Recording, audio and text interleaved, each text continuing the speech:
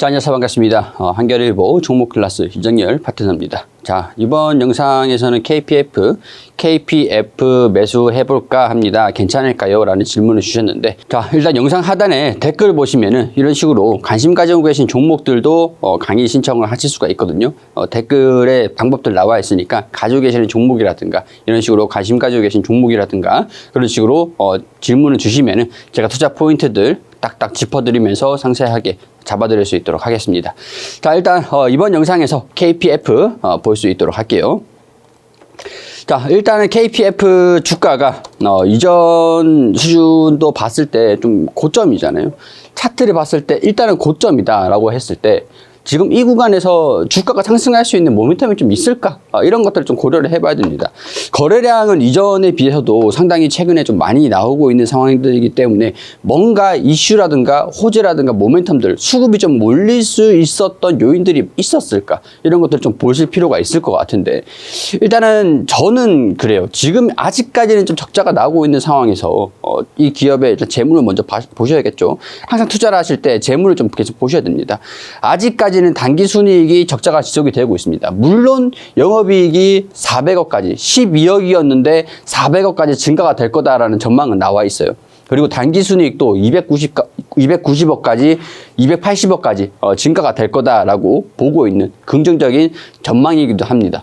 자, 근데 저는 조금 이 분기적인 전망치도 없는 상황들이잖아요. 그렇기 때문에 2분기 실적이 먼저 아직까지 별도 실적도 발표를 하진 않았었는데 2분기 실적에 대한 부분도 먼저 체크를 한 다음에 주가가 일단 이 구간에서 조정을 받는다면 이걸 좀 틈타봐 가지고 접근을 해보시는 건 어떨까, 그런 생각들이 좀 들어요.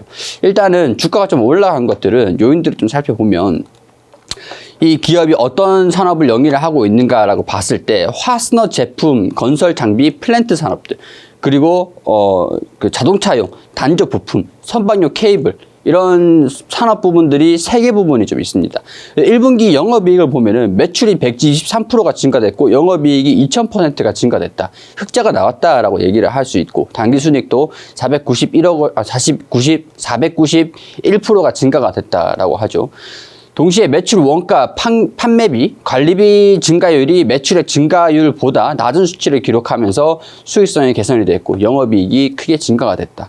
일단은 이런 부분들인데 앞으로 수요가 계속 견조할 거다라고 보고 있는 것들은 좀 있는 상황들입니다. 일단 분기, 2분기, 3분기 매출의 전망치는 지금 계산을 확실하게 해볼 수 없는 상황인 것 같은데, 그래도 일단은 성장은 하긴 할 거다, 이렇게 나와 있는 것 같아요. 이게 영업이익 추정을 하는 것들이 증권사에서 리포트를 제출을 하면은 이 리포트를 취합해서 중간 정도의 영업 그 실적들을 발표를 집계를 해 놓은 겁니다.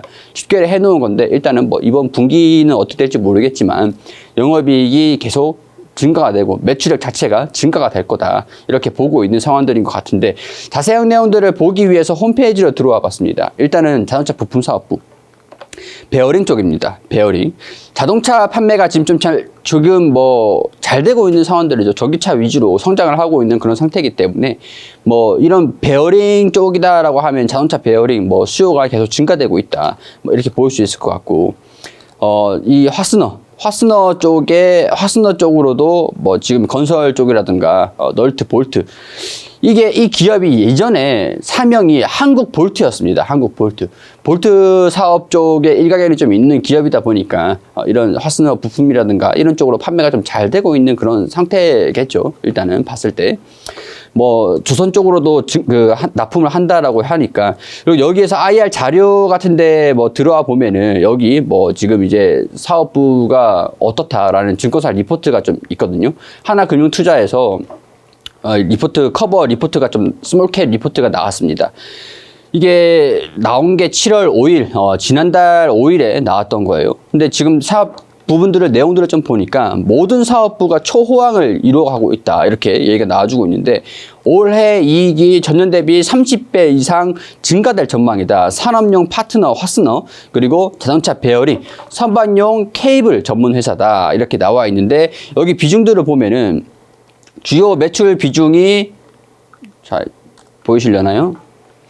여기 화스너하고 그 산업용 케이블하고 화스너가 33%, 아까 전에 널트, 볼트 뭐 보여드렸던 거 화스너가 33%, 자동차 부품이 24%, 케이블이 29%, 모든 이 사업부 딱 3개 다 보시면 될 것 같습니다. 지금 조선 쪽 부품사들, 조선 쪽으로 수주가 계속 들어와주고 있기 때문에 이 케이블에 대한 비중이 좀 높아질 것이다.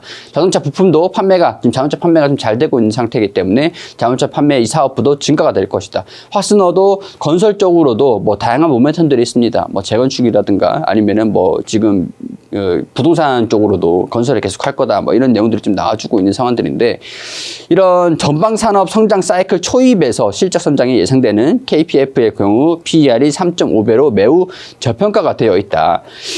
자, 이런 뭐 파스너 건설 토목 착공 과정에서 가장 빠르게 실적을 발현되는 제품이기 때문에 건설 현장 수혜를 좀 보고 있는 상태고, 중장비 부품뿐만 아니라 주요 제품 뭐 이런 뭐 신재생 에너지 부품으로도 사용이 되고 있다. 파스너, 볼트, 너트 이런 쪽으로. 그리고 뭐 2월부터 중국산 파스너 제품에 대한 반덤핑 관세를 부과하면서 반사수혜까지 얻을 것으로 예상이 된다. 이렇게 나와 있는 상황들이고, 뭐 자동차라든가 조선 쪽으로 수주가 계속 들어오고 있으니까 이런 전방 산업의 빅사이클 초입에 있는 화스너 제품 수요가 증가가 될 것이고, 이런 KPF의 베트남 생산 법이 뭐 중국의 반덤핑 이런 것들로 인해서 뭐 해운사 이런 뭐 전반적으로 다 이제 긍정적으로 실적이 모든 사업부가 호황을 이어갈 것이다라고 보고 있으면서 매출액이 영업이익이 400억 정도가 나올 것이다라고 보고 있습니다. 일단. 자, 이런 상황에서 기대감들을 가지고 신재생 에너지들의 화스너, 너트, 볼트 뭐 이런 쪽으로 수요가 좀 피크가 올 것이다 라고 보고 있으면서 주가가 강세 흐름들을 보여주고 있는 것 같습니다. 자, 일단 이런 전반적인 부분들을 체크를 해봤을 때, 지금 최근에 인플레이션 감축법이 미국에 통과가 됐습니다. 그때 시기에 맞춰가지고 수혜를 받을 것이다라고 주가가 좀 올라갔던 것 같아요. 그렇기 때문에 일단은 뭐 모멘텀 같은 경우에서 좀 이어지는가를 우리가 좀 체크를 해보면서 신재생 에너지 이런 인플레이션 감축법으로 인해서 수혜를 좀 받을 것이다 라고 보고 있다라고 하더라도, 지금 이 구간에서 지지 구간들이 살짝 떨어지면 이탈을 하면은 뭐 우리가 좀 대응 전략이 좀 있어야 될 거잖아요.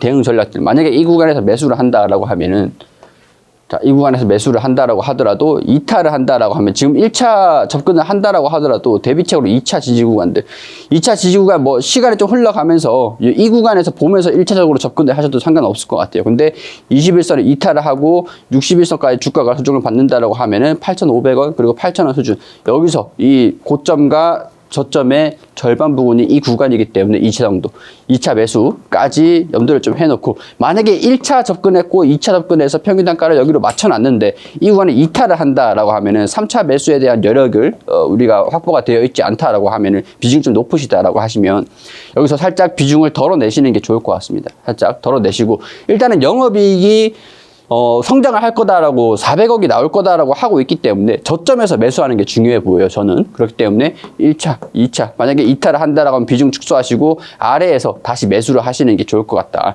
이렇게 전략들을 좀 잡아 드릴 수 있을 것 같습니다. 그 구간이 저는 한 7,500원 수준이 될 것 같아요. 7,500원 수준. 자, 이렇게 영업이익이 좀 증가가 될 것이냐, 뭐 사실 저는 살짝 보수적으로 보는 이유가, 시가총액이 1,600억 수준이고 아직까지 적자를 기록하고 있는 상태에서 흑자로 전환이 된다라고 하더라도, 이 기업이 이 모멘텀들이 시장에서 주목을 해가지고 주가가 좀 반영이 될 것이냐, 이런 부분에서는 조금 리스크가 좀 있다라고 보기 때문에, 스몰캡이기도 하니까 그렇기 때문에 저는 좀 보수적으로 이렇게 뭐 1차, 2차, 3차까지, 3차부터는 이제 비중을 좀 살짝 축소하셨다가 3차를 다시 접근하는 거, 7,500원, 7,000원 이 수준까지 전략들을 좀 잡아드릴 수 있을 것 같습니다. 그렇기 때문에 이런 전략들 참고하셔가지고, 뭐 회사 자체는 나쁘지 않으니까 저점에서 매수를 하는 게 좀 유리하겠죠. 그런 전략들로 평균 단가를 조절을 하시면서 접근하시는 것도 괜찮을 것 같다. 뭐 이런 식으로 말씀을 좀 드릴 수 있을 것 같습니다. 자, KPF 일단은 불투명한 그런 제가 잘 모르는 그런 사업부이기도 하고 그래서 여러 가지 자료를 가지고 좀 분석을 좀 해드렸는데 일단 제가 이 종목에 접근을 했을 때 이런 전략으로 좀 사용을 할 것 같다 이런 것들을 좀 말씀을 드렸으니까 투자 판단하시는데 도움이 좀 되었으면 좋겠습니다. 자, KPF 여기까지 말씀을 드리고 영상이 도움이 되셨다면 구독과 좋아요 부탁드릴 수 있도록 하겠습니다.